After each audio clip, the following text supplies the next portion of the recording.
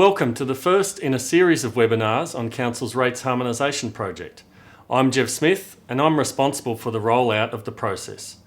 In today's webinar, we're going to focus on rates collection and your rates notice, Rates 101, rating jargon, including the rate peg, the minimum rate and ad valorem rate, where your rate money goes, what your rates will look like after harmonisation, and how you can have your say.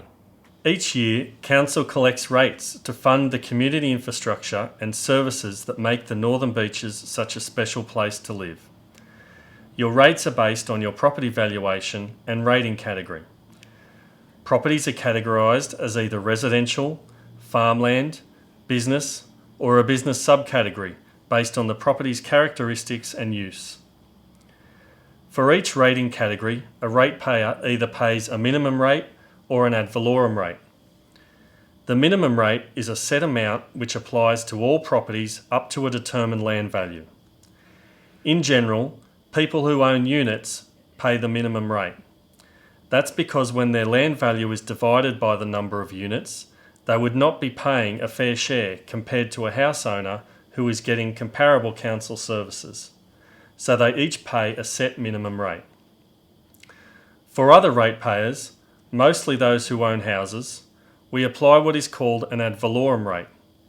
This is a calculation of cents charged for every dollar of land value. A property's land value is set by the Independent Valuer General every 3 years. You will have received your current land value from the Valuer General in the mail earlier this year. Those valuations are passed on to Council and are what we use to determine your share of the rates we collect each year.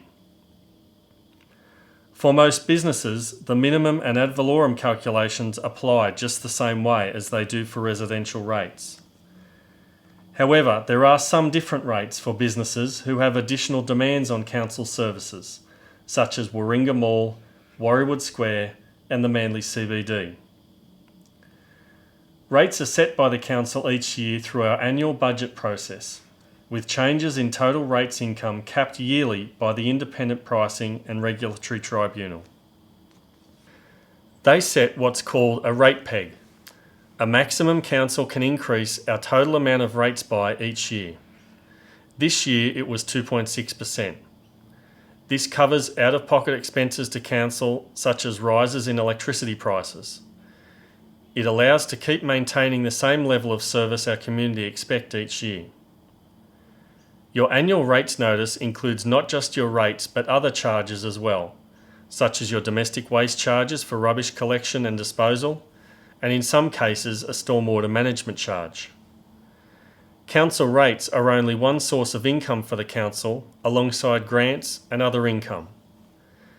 They are used to build and maintain infrastructure, our parks, playing fields, playgrounds and surf clubs. They fund our footpaths, roads, cycleways and community centres, and of course our libraries, community services, aquatic centres, plus much more. Northern Beaches Council is required by the New South Wales Government to harmonise the rating structures of the former Manly, Pittwater and Warringah councils by the 1st of July 2021. Harmonisation provides a fair and equitable approach to rates collection, ensuring those with the same land value within the same category or subcategory pay the same in rates for the same level of council service. I hope you found this information helpful. To complete the rates harmonisation picture, information on rates modelling and the proposed harmonisation process for residential and business properties is also available in other webinars on this page. As part of the harmonisation, we're also proposing changes to stormwater charges and pensioner concessions. To learn more about these and to have your say, complete the online feedback form today.